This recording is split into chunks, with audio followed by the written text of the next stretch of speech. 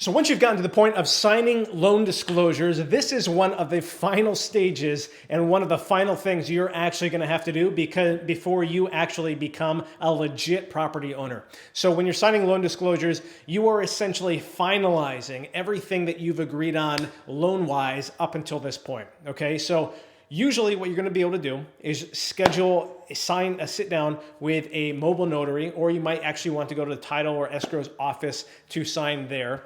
But typically speaking, they can arrange for a notary to come out to meet you wherever you want. And you can sign, if you want to sign, at noon, or if you want to sign at 9 p.m. because of your schedule, usually they're very flexible. You're going to sit down with a notary. You're going to go over a nice little stack of papers, and you're going to sign a lot of documents in this sit down.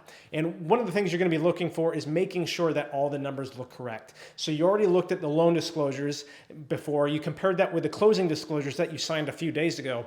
And now you're just making sure that everything you see on here is what you were disclosed, is what you were expecting.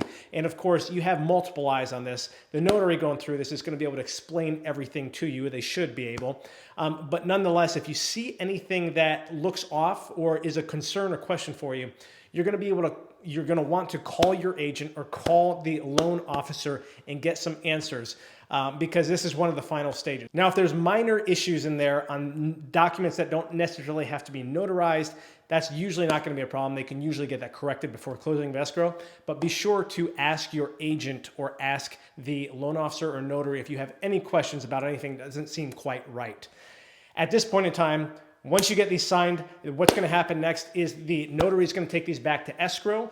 Escrow is going to review them, give their stamp of approval, send another copy back to the lender. The lender also is going to give their final stamp of approval and say, okay, we're satisfied. And then the next step is going to be funding the loan. We'll talk about that next.